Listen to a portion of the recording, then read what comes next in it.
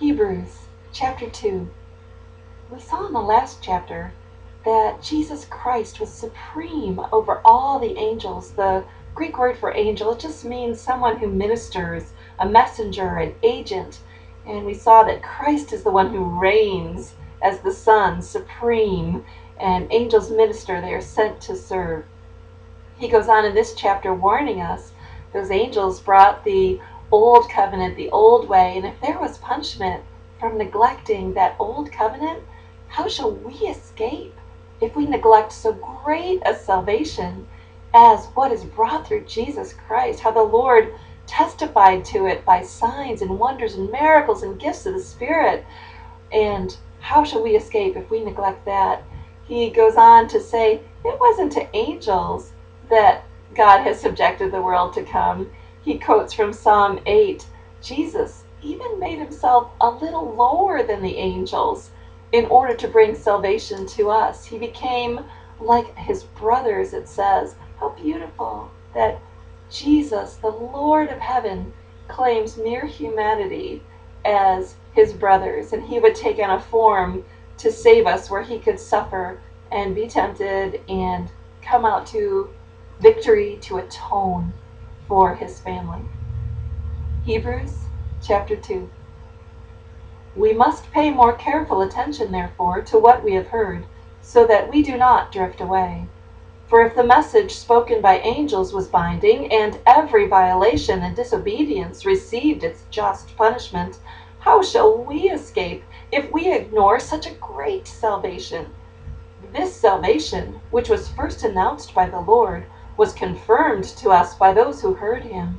God also testified to it by signs, wonders, and various miracles, and gifts of the Holy Spirit distributed according to his will. It is not to angels that he has subjected the world to come, about which we are speaking.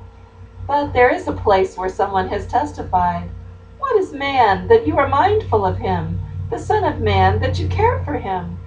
You made him a little lower than the angels. You crowned him with glory and honor, and put everything under his feet. In putting everything under him, God left nothing that is not subject to him. Yet at present we do not see everything subject to him. But we see Jesus, who was made a little lower than the angels, now crowned with glory and honor because he suffered death, so that by the grace of God he might taste death for everyone. In bringing many sons to glory, it was fitting that God, for whom and through whom everything exists, should make the author of their salvation perfect through suffering. Both the one who makes men holy and those who are made holy are of the same family. So Jesus is not ashamed to call them brothers. He says, I will declare your name to my brothers. In the presence of the congregation, I will sing your praises. And again, I will put my trust in him. And again, he says, Here am I, and the children God has given me. Since the children have flesh and blood, he too shared in their humanity, so that by his death he might destroy him who holds the power of death, that is, the devil, and free those who all their lives were held in slavery by their fear of death. For surely it is not angels he helps, but Abraham's descendants.